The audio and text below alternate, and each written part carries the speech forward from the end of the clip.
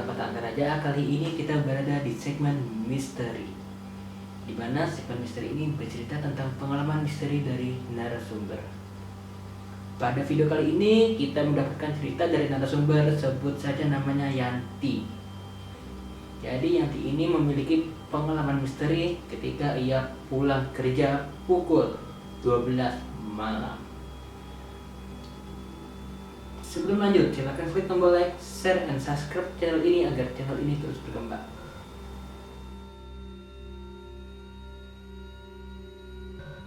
Yanti, pegawai swasta yang bekerja pukul 10 pagi hingga 12 malam. Pada hari itu, Yanti seperti biasa. Pagi-pagi dia mendapatkan pesan oleh bosnya bahwa dia harus lembur. Biasanya Yanti itu balik pukul setengah 11 dan tepat hari itu dia harus pulang pukul 12 malam. Cerita ini berawal pada tahun 2019. Jadi di desanya Yanti itu rumah itu masih jarang, jadi antara rumah warga itu masih tersekat oleh kebun. Nah, jadi ini waktu tahun 2019 ada warga pindahan dari desa lain ke desanya Yanti, yang dimana dia membeli tanah dan membangunnya sebagai rumah pribadi. Sebelum membangun, warga sudah mengingatkan kepada si pembeli bahwa harus minta izin terlebih dahulu kepada makhluk tak kasat mata. Tapi sayangnya si pembeli tidak meresponnya dan menganggap itu hal yang gila. Tahun 2019 pun rumah dibangun, yang dimana warga masih biasa saja dan begitu juga dengan Yanti. Tapi di sini sedikit berbeda setelah rumah tersebut jadi. Setelah rumah itu jadi, warga mengasih tahu kepada si pemilik untuk menggelar syukuran, karena untuk mengusir aura negatif atau energi-energi negatif yang dulu sempat terdapat di lahan tersebut. Tapi sayangnya si pemilik rumah itu tidak mau mendengarkan nasihat warga. Jadi warga sudah malas untuk menasihatinya. Dan inilah adalah kejadian pertama Yanti melihat sosok misterius di rumah tersebut.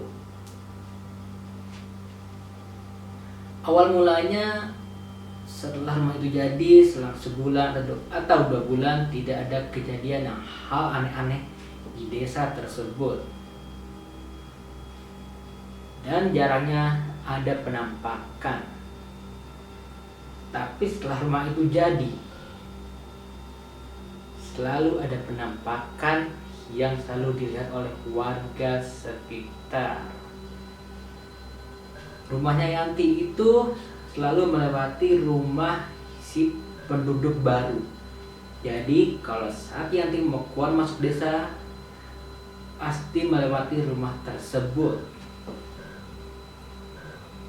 Pada hari itu Yanti harus lembur, jadi pulang pukul 12 malam.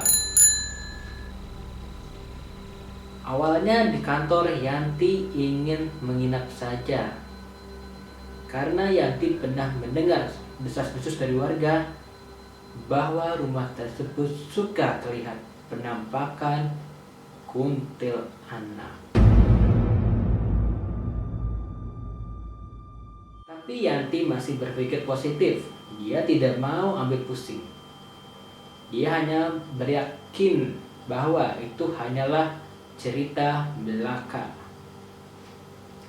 Akhirnya Yanti pun memutuskan untuk pulang dari kantornya. Yanti pulang dengan naik motor. Jadi jarak rumah Yanti dan kantor itu tidak terlalu jauh, kurang lebih 4 kilo. Jalan sudah gelap, hanya lampu-lampu penerangan toko lah yang menjadi sumber utama jalan. Yanti pulang mengendarai motor dengan baca-baca doa supaya Yanti tidak diganggu oleh orang jahat ataupun makhluk-makhluk astral. Saat memasuki pintu desa, Yanti bertemu dengan rombongan bapak-bapak ronda. Dan bapak-bapak ronda itu berkata kepada Yanti, "Dari mana toh mbak? Jam segini baru balik." "Itu hati-hati kalau lewat rumah Pak Tono."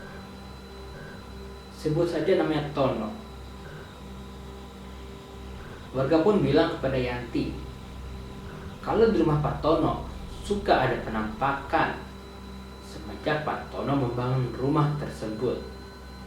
Karena Pak Tono enggan memberi syukuran atau pengajian di rumah tersebut. Lalu Yanti menjawab, "Mudah-mudahan saya tidak melihat, Pak."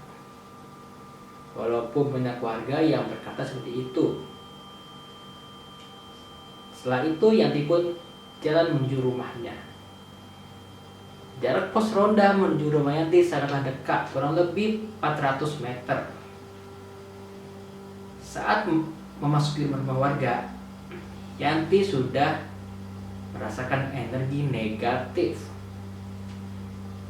Dan tiba-tiba saja saat mendekati rumah Pak Tono, Yanti melihat ada sekelebetan bayangan hitam lewat.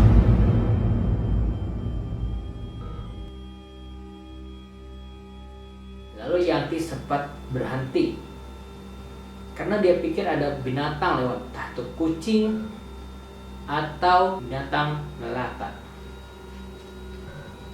Lalu ketika melewati depan rumah Pak Tono, Yanti tiba-tiba saja dikagetkan dengan sosok perempuan berambut panjang.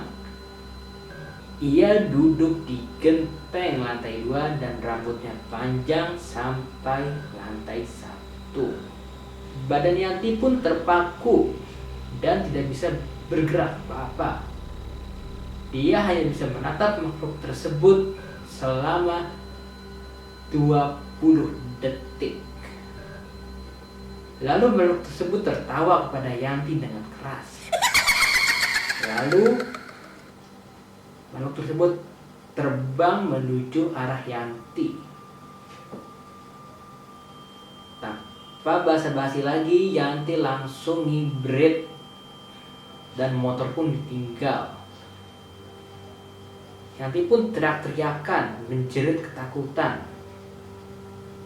Tapi sayangnya di sekitar rumah Yanti itu sudah sepi. Jadi warga itu sudah tidak ada yang melihat kejadian tersebut. Karena Yanti menjerit-jeritan, salah satu tetangga Yanti keluar dan bertanya, "Kamu kenapa mbak?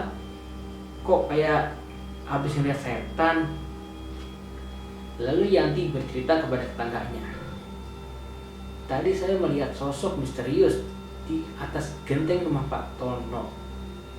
Dia melihat saya dengan tajam selama kurang lebih 20 detik.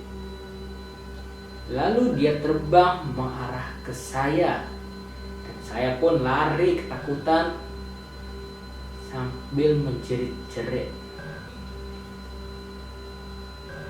Saat Yanti menjerit-jerit, makhluk tersebut pun hilang. Lalu tetangga Yanti pun berkata,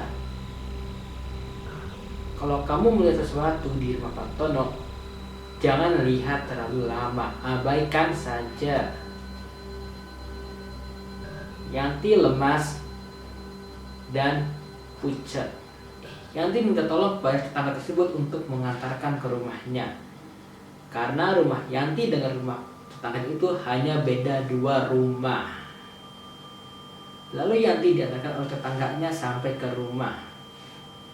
Sampai ke rumah pun adiknya Yanti pun bertanya kepada tetangga, "Yanti kenapa, Mbak? Mukanya pucat."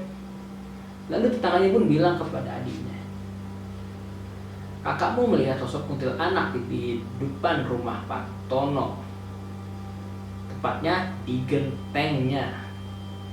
Dan kuntilanak tersebut menuju kakakmu. Lalu kakakmu menjerit ketakutan dan saya tolong." Beruntung adiknya Yanti belum tertidur.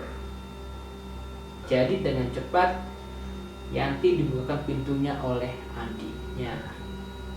Semenjak kejadian tersebut, warga jadi takut untuk keluar malam. Dan pengalaman seperti tersebut bukan hanya terjadi pada Yanti, tapi juga pada tetangganya yang menolongnya. Tetangga Yanti itu memiliki warung yang dimana jika dia berdiri di warung, dia otomatis melihat rumah Pak Tono. Jadi rumah tetangganya Yanti itu berdekatan dengan rumah Pak Tono. Jadi dimana saat si tetangganya itu jaga warung, dia pernah melihat sosok kuntilanak duduk di gentengnya dengan rambut panjang sepanjang rumah tersebut. Itu menjadi cerita dari warga sekitar dan sudah menjadi rahasia umum. Tapi Pak Tono tidak percaya dengan kejadian tersebut dan dia masih angkuh tidak mau mendoakan rumah tersebut. Cukup di sini ceritanya dari pengalaman Yanti. Terima kasih untuk narasumber yang telah mengirim cerita kepada saya. Untuk kalian yang suka dengan video ini, jangan lupa klik tombol like, share, dan subscribe channel ini agar channel ini terus berkembang. Terima kasih sudah menonton dan sampai jumpa di video berikutnya. Dadah.